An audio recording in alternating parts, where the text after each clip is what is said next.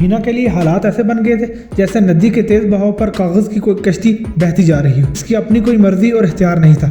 वो जैसे आसमान से गिरकर खजूर में अटक सी गई थी। बोगोता कबीले की औरतें रास्ते में इसके साथ बेहतर तरीके से पेश आई। होश में आने के बाद शाम तक उन्होंने बहुत सा सफर तय किया था। इनके अंदाजे के मुताबिक शाम तक वो कबीले पहुंचने वाले थे, मगर गुज़श्ता दिन की तेज बारिशों की वजह से रास्ता बहुत खराब हो गया था। घोड़े तेज रफ्तारी से चलाना मुमकिन नहीं था, इसलिए शाम होने के बावजूद वो कबीले से अभी काफी फासले पर थे। शाम ढलने के बाद इन पहाड़ों पर तारीकी जल्दी फैल जाती थी। जब अंधेरा फैल गया, इनका काफिला इस वक्त एक तंग से दर्रे से गुजर रहा था। हिना इस घोड़ी पर सवार थी जिसकी पीठ पर वो बकरवाल कबीले से आई थी। बोगोता कबीले की दोनों ख्वातीन इसके पहलू ब पहलू घोड़े पर सवार चल रही थी। सरदारनी समोरा की चुभती हुई नजरें हिना को अपने बदन में उतरती हुई महसूस हो रही थी। गर्चे इन आंखों में नरमी होती थी, लेकिन बज़ाहिर नरम और पुरसुकून दिखाई देने वाली ये आंखें आसाब में हलचल मचा देती थी। तकाशा भरे भरे जिस्म और मजबूत काठी की मालिक थी, लेकिन इसके तेवर नरम थे। हिना से अक्सर वही बात करती थी। वो अपनी मंजिल से बेखबर थी, अपने आने वाले कल का कुछ इल्म नहीं था। इस तंग से दर्रे से गुजरकर जब शाम की स्याही उतर आई तो उनका सफर रुक गया। सोमरहान के कहने पर वो घोड़ों से उतर आए। उन्होंने आपस में अपनी जुबान में जोर जोर से कुछ बातें की। औरतें भी शरीक हुई। कई दफ़ा उन्होंने पलट कर इसकी तरफ देखा। इनकी आंखों में कोई ऐसी बात थी कि हिना नामालूम खौफ से लरज जाती थी। इनमें से एक शख्स दोबारा घोड़े पर सवार हो गया। हिना ने समझा शायद वो अब सफ़र करेंगे, लेकिन वो अकेला ही शख्स तेज घोड़ा दौड़ाता हुआ पहाड़ों के अंदर फैलती तारीकी में गायब हो गया। हिना की आंखों में मचलते सवाल देखकर तकाशा बोली, यहाँ से हमारे कबीले का थोड़ा फासला रह गया है। अगर फासला कम रह गया है तो यहाँ क्यों रुके हैं? क्या रात गुजार कर आगे जाना है? हिना ने पूछा। नहीं, हम आगे बढ़ने वाले हैं। ऐसा समझ लो मंजिल से पहले ये आखिरी पड़ाव है। असल में कबीले के लोग हमारे इस्तकबाल के लिए बहुत बेचैनी से मुंतज़िर हैं। अभी जो आदमी गया है वो हमारी आमद की खबर देने गया है। हमारे पहुंचने तक वहाँ जश्न की तैयारियां मुकम्मल होंगी। हिना को समझ नहीं आया कबीले वाले जश्न क्यों मना रहे हैं। ये लोग तो चंद दिन पहले ही कबीले से आए हैं, अब वापस जा रहे हैं, तो इसमें जश्न की क्या वजह है? तकाशा ने बताया कि बोगोता कबीले के सरदारजादे के लिए वो रिश्ता मांगने गए थे। इसने सोचा शायद जश्न इसी की वजह से हो। इसने तसल्ली के लिए तकाशा से पूछा। इसने जवाब दिया, तुम्हारी बात दुरुस्त है। बहुत जल्द हमारे सरदार के बेटे की दुल्हन कबीले की शान में इजाफा करेगी। कबीले में बहुत दिनों तक जश्न रहेगा। बूढ़ी सरदारनी समोरा अजीब सी नज़रों से देखते हुए बोली, तुम खुशकिस्मत हो लड़की, तुम हमारे कबीले में आ रही हो, मेरे बेटे की शादी के जश्न में शिरकत कर रही हो। हम तुम्हें शायान शान इज्जत देंगे। वो ममनूनियत से बोली, आपका ये एहसान कम नहीं है कि मुझे इस शैतान की गिरफ्त से आज़ाद कराया है। आपके बेटे की शादी में शरीक होकर मुझे खुशी होगी। इससे भी ज़्यादा खुशी मुझे तब होगी जब मैं अपने गाँव पहुँच जाऊँगी। सरदारनी समोरा पूरे इसरार लहजे में बोली, फिक्र मत करो लड़की, तुम बहुत ही जल्द अपनों से मिलोगी, तुम्हारे सारे दुख दूर होंगे। कुछ देर बाद सोमरहान ने बुलंद आवाज में कुछ कहा। तकाशा इसकी तर्जुमानी करते हुए बोली कि अब आगे रवानगी का वक्त हुआ है। वो सब घोड़ों पर सवार हो गए। इसके बाद बोगोता कबीले की तरफ उनका सफर शुरू हो गया। इस तंग से दर्रे के अंदर टॉर्च की महदूद सी रोशनी में वो आगे बढ़ते रहे। रास्ता आहिस्ता आहिस्ता बुलंद होता जा रहा था। अंधेरे का ये सफर आगे ही बढ़ता गया। वक्त गुजरता रहा। कबीले की औरतों ने बताया कि अब ज्यादा फासला नहीं रहा, मगर हिना को ऐसा लग रहा था कि ये सफर कभी खत्म नहीं होगा। इसका बदन थकावट और दर्द से हलकान हो रहा था।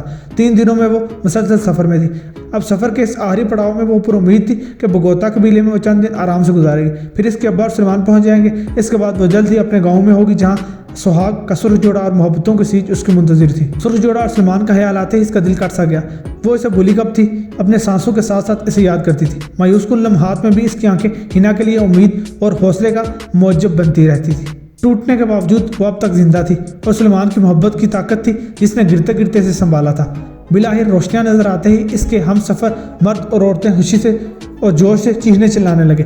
घोड़ों पर सवार वो चारों अजीबोगरीब आवाज़ें निकालने लगे। तकाशा इसके करीब पहुंचकर खुशी से चिल्लाकर बोली, हम अपने कबीले पहुंच गए हैं। ये रोशनियां देख रही हो कि हमारे इस्तकबाल के लिए जश्न मनाया जा रहा है। हमारे सरदार के बेटे की खुशी में ये पहाड़, ये वादियाँ सब जश्न कर रहे हैं। बहुत जल्द हमारे साथ तुम भी इस जश्न में शरीक हो जाओगे। हिना को इनके जश्न से कोई दिलचस्पी नहीं थी। वो जल्द अज जल्द वहाँ पहुंचकर सुकून से बहुत देर तक सोना चाहती थी। अपने टूटे फूटे बदन की सारी थकान दूर करना चाहती थी। टीले से नीचे एक ढलवानी रास्ता था।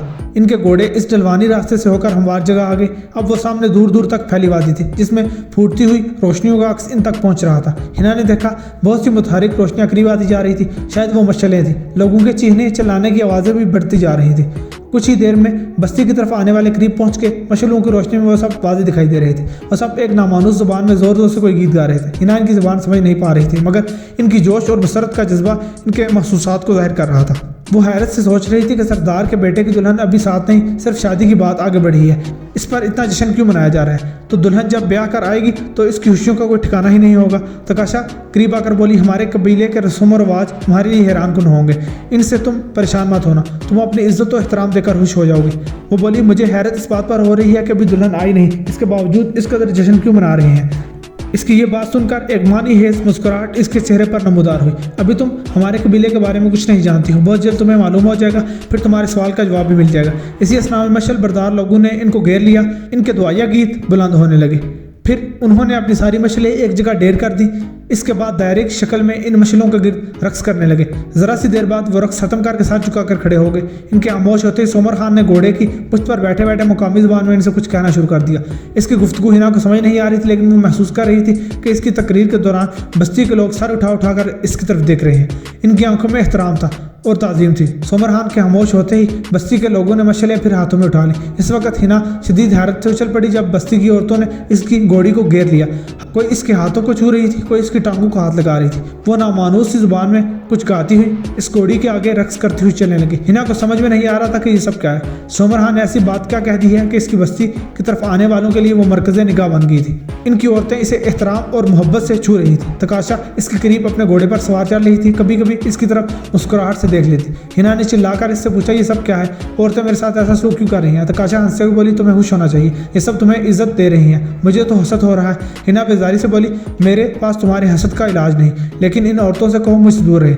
मैं हालात की सताई हुई एक मजलूम औरत हूँ, तुम्हारे सरदार के बेटे की दुल्हन नहीं, एक मेहमान हूँ।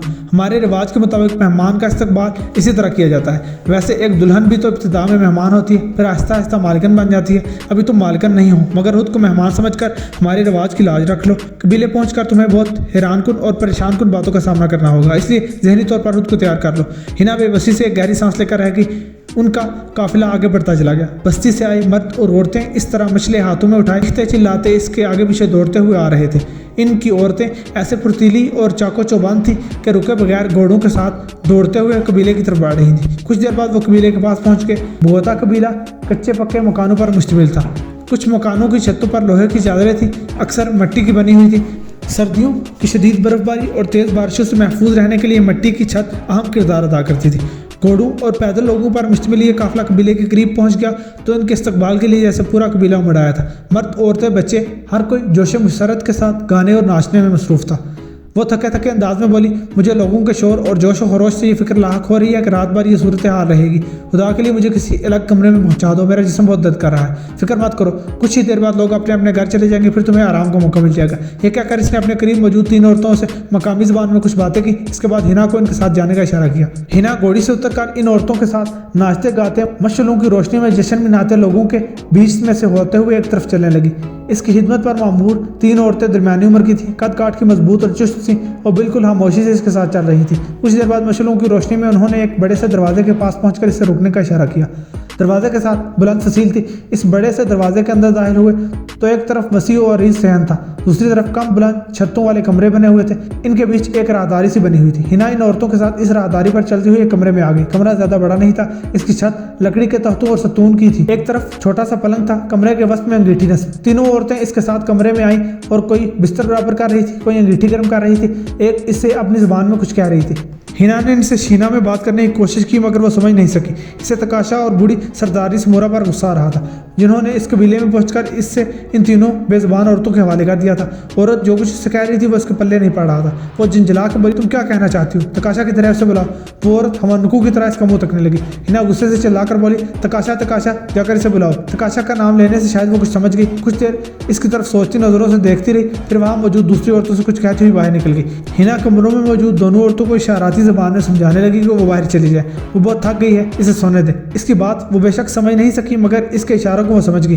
दोनों औरतें खामोशी से इसके कमरे से बाहर निकल गई। इसने सुकून का सांस लिया। इसका जी बेतरा से चाह रहा था कि वो फौरन पलंग पर जाकर लेट जाए, कई दिनों की बेआरामी और बेसुकूनी दूर करने के लिए रात भर सुकून से गहरी नींद ले। इसने सोने से पहले दरवाज़ा बंद करने का सोचा। इससे इरादे से वो दरवाजे की तरफ बढ़ी तो एकदम दरवाज़ा खुल गया। जो औरत तकाशा को बुलाने बाहर गई थी वो अंदर आ गई। इसके पीछे एक दूसरी औरत भी थी। इसके दिल में नागवारी का धुआं सा भर गया। बड़ी मुश्किल से इसे तन्हाई के चंद लम्हे मिले थे, फिर ये औरतें टपक पड़ी थी। अभी वो इनसे सख्त लहजे में बात करने का सोच ही रही थी कि इस वक्त वो दूसरी औरत टूटी फूटी शिना में बोली, आपको कोई मसला है? तकाशा को क्यों याद कर रही है? वो चटक कर बोली, शुक्र है कोई तो ऐसी औरत मिली जिससे मेरी बात समझ में आ सकती है। मैंने अपना मसला बार बार बताया है, मुझे तन्हाई चाहिए, मैं आराम करना चाहती हूँ, बहुत देर तक सुकून से सोना चाहती हूँ। वो औरत आजी से बोली, आप परेशान ना हो, आपको कोई बेआराम नहीं करेगा। ये तीनों औरतें कमरे के बाहर आपके हुक्म के मुंतजिर होंगी, किसी भी चीज़ की जरूरत हो तो इन्हें बता दे। तुम्हारा बहुत बहुत शुक्रिया, अभी मुझे अकेला छोड़ दो। तकाशा से कह दो कि सुबह मुझसे मुलाकात कर ले। वो इस वक्त सरदारनी समोरा के साथ दूसरे मकान में मौजूद है, इन्हें खबर कर देंगे और सुबह आ जाएगी। हिना ने कहा, सरदारनी समोरा को मेरा सलाम कह दो, इन औरतों से भी कहो कि यहाँ से चली जाए, इनकी जगह तुम यहाँ रुक जाओ, मुझे ऐसी औरत की जरूरत है जो मेरी बात समझ सके। वो औरत मुअद्दब लहजे में बोली, आपका सलाम सरदारनी समोरा तक पहुँच जाएगा, मैं आपके साथ ज़्यादा वक्त नहीं गुजार सकती, मेरा ताल्लुक दूसरे गांव से है, मैं एक दाया हूँ, एक औरत का बच्चा होने वाला था, इसे देखने के लिए मुझे बुलाया गया था, मैं सुबह होने से पहले वापस जा रही हूँ। वो दोनों औरतें कमरे से बाहर चली गई। हिना अकेली रह गई। कमरे में लालटेन की जर्द सी रोशनी फैली हुई थी। अंगीठी की हिद्दत से कमरा काफ़ी हद तक गर्म था। उसने लालटेन की लो धीमी की, बिस्तर पर लेटकर शिकस्ता बदन को सुकून पहुंचाने लगी। बदन में दुखन थी, नींद ना होने की वजह से आंखों में जलन थी, लेकिन आरामदेह बिस्तर और गर्म माहौल के ज़ेरे असर ज़रा सी देर में वो बेसुध होकर सो गई। सुबह आँख खुली तो दरवाजे पर दस्तक हो रही थी, जिसकी आवाज़ ने इसे नींद से जगाया था। चंद सानियों तक वो अपनी हैबत गुजारी पर गौर करती रही, फिर इसे गुजरे वाक़यात याद आने लगे। दरवाजे पर फिर दस्तक हुई। वो बिस्तर से उतर आई। खिड़कियों से हल्की हल्की धूप छिनकर कमरे में फैली हुई थी। इसने दरवाजे के पास जाकर पुकारा, कौन है? बाहर से वही नामानुस जुबान सुनाई दी, लेकिन आवाज़ से वो समझ गई कि इसकी खिदमत पर मामूर औरतों में से कोई थी। इसने अंदर से कुंडी लगाई थी। बाहर इन तीन में से एक औरत गर्म पानी की बाल्टी साथ ले खड़ी थी, पानी से भाप उठ रही थी। हिना ने एक तरफ होकर रास्ता दिया। इसने गर्म पानी की बाल्टी लाकर गुसलखाने के अंदर रख दी। वो 3 दिनों से पहाड़ों और जंगलों में भटक रही थी, इत्मीनान से मुंह धोने का मौका भी नहीं मिला था। अब बाल्टी भर गर्म पानी, साबुन और तौलिए की सहूलत मैसर आई तो इसने भरपूर फ़ायदा उठाया। गर्म पानी से गुसल करके इसका जिस्म तरोताज़ा हो गया। इसके पास दूसरे कपड़े नहीं थे। इसे अगवा करते वक्त जमशेद ने तन के कपड़ों में से उठाया था। इसी एक जोड़ा कपड़े में वो घोड़े पर सफ़र करती रही थी। जब वो गुसलखाने से बाहर आए तो इसे खुशगवार हैरत हुई। वो औरत इसके लिए दूसरे कपड़े लेकर बैठी थी। ये नए सिले कपड़े थे मगर काफ़ी ढीले थे, लेकिन जिस्म छुपाने और पुराने कपड़ों के ताफ़ुन से निजात हासिल करने के लिए गनीमत थी। इसने कपड़े तब्दील किए तो वो औरत कमरे में आई। ज़ुबान के साथ इसे हाथों के इशारे से समझाने लगी कि इसके साथ कमरे से बाहर चले। हिना ने इससे कोई बहस नहीं की, खामोशी से इसके साथ चल दी। दिन खूब चढ़ा हुआ था। कमरे के बाहर वसी अहाता था। इसके साथ एक तरफ बड़ा सा मकान था। हिना औरत के साथ चलती हुई इस मकान के पास आई। औरत इसे एक कमरे में ले गई। वहाँ पहले से चंद औरतें मौजूद थी। कमरे के फर्श पर ऊनी कालीन बिछा हुआ था। इसके ऊपर गद्दियाँ रखी हुई थी। हिना को देखकर औरतें खड़ी हो गई, अपनी ज़ुबान में इससे मुखातिब होकर कुछ कहने लगी। हिना ने अंदाजे से समझ लिया कि इसे खुशामदीद कह रही है। वो इन औरतों के करीब ही एक गद्दी पर बैठ गई। इसकी निगाहें तकाशा या सरदारनी समोरा को तलाश कर रही थी। वो दोनों शीना समझती थी, लेकिन रात कबीले में पहुंचने के बाद इसे इन 3 औरतों के हवाले करके खुद गायब हो गई थी। हिना ने महसूस किया कि इन औरतों में से एक दरमियानी उम्र की औरत इससे बहुत हशमगी नज़रों से घूर रही थी। वो पहले तो इसे अपना वहम समझी, लेकिन जब वो नज़रें उठाकर इस औरत की तरफ देखती, इसकी आंखों में नफरत और नागवारी दिखाई देती थी। इसे समझ में नहीं आ रहा था कि वो औरत ऐसे तेवर क्यों दिखा रही है। ज़रा सी देर बाद इसे तकाशा कमरे में दाखिल होती हुई दिखाई दी। हिना ने सुकून की गहरी सांस ली। वो अंदर आकर बोली, उम्मीद है तुम्हारी रात सुकून से गुजरी होगी। हिना के पास कहने के लिए बहुत सी तल्ख बातें थी, लेकिन बर्दाश्त करके बोली, मैं कई दिनों से थकी हुई थी। ऐसी बेखबर सोई कि सुबह दरवाजे पर बार बार दस्तक से मेरी आंख खुली। तुम किधर थी? मैं रात को भी और सुबह भी तुम्हारे बारे में पूछती रही थी। वो इसके करीब बैठते हुए बोली, मैं साथ दूसरे मकान में थी। कई दिनों से कबीले से बाहर होने की वजह से मेरे बच्चे मुझे बहुत याद कर रहे थे। हिना ने कहा, मैं बहुत परेशान हूँ, मुझे अपने घर वालों से रब्ता करना है, मेरी मदद करो। और सपाटदार लहजे में बोली, तुम फिक्र मत करो, 1-2 दिन ठहर जाओ, तुम्हारे घर वालों से रब्ते का कोई तरीका ढूंढ लेंगे। इस वक्त जमशेद भी रास्ता रोके मौजूद होगा, या फिर वो कोई खतरा पैदा कर सकता है। इसी असना में कुछ लड़कियों ने नाश्ते का सामान लाकर सामने रख दिया। मोटी रोटी, घी और मक्खन था, साथ केतली में चाय भी थी। हिना ने कई दिनों से ढंग का खाना नहीं खाया था, तो मोटी रोटी के साथ घी खाने लगी। बड़े से कप में नमकीन चाय डालकर इसके सामने रखती गई। वो साथ में घूंट घूंट चाय भी पीने लगी। इस कमरे में हिना और तकाशा के अलावा 3 औरतें और थीं। तकाशा ने इनका तारुफ कराया। खानदान की औरतें हैं, इनसे मिलने आई हैं। इनमें जो औरत शुरू ही से हिना को हशमगी नज़रों से घूर रही थी, इसके बारे में पता चला कि वो बगोता कबीले के सरदार शमशेर खान के मंजरे बाई की बीवी थी। इस नाते से वो तकाशा की देवरानी थी। इसका नाम सफूरा था।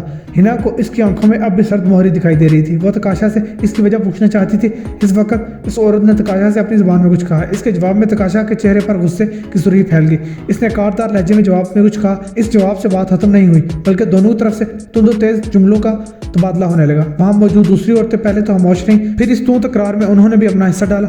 इस सारे झगड़े में सफूरा कई बार इसकी तरफ से आतिशनाक अंदाज में इशारे करके कुछ कहा। हिना इसकी जुबान को समझ नहीं रही, लेकिन वो इतना समझ गई कि कोई गंभीर मसला है, जिसे जवाब बनाकर वो दोनों मुंह से शोले उगल रही थी। इसकी छठी हिस्स ये भी बता रही थी कि इन दोनों के झगड़े में वो भी किसी हद तक फ्रीक है, क्योंकि सफूरा का इसकी तरफ जारहाना तेवरों से देखना और तू तकार के दौरान में इसकी तरफ उंगली से इशारा करना ये जाहिर करता था कि वजह तनाज़ा वो भी हो सकती थी। इसने थोड़ा सा नाश्ता किया। इनके झगड़े की वजह से मजीद एक बूंद चाय नहीं पी सकी थी। वो बौखलाई से इनकी तरफ देखते हुए खामोश बैठी रही। अचानक कमरे का दरवाजा धड़ाके से खुल गया। वो बूढ़ी औरत जो सफर के दौरान इनके साथ थी, इसकी आंखें अपने शहर में जकड़ लेती थी। वो बगोता कबीले की सरदारनी समूरा थी। इस वक्त वो खुले दरवाजे पर खड़ी शोला बार नजरों से कमरे में देख रही थी। इसके बाद तकाशा ने दबी दबी आवाज में कुछ कहा। सफूरा भी हिचकिचाते हुए कुछ कहने लगी। इसके जवाब में सरदारनी समूरा ने सफूरा से निहायत उसीले लहजे में कुछ कहा, साथ ही हाथ के इशारे से इसे कमरे से बाहर जाने का हुक्म दिया। सफूरा के चेहरे पर नहवत और नफरत के साए से लहराए। वो तकाशा की तरफ से सुलगती हुई नजरों से देखकर बड़बड़ाते हुए कमरे से बाहर जाने लगी।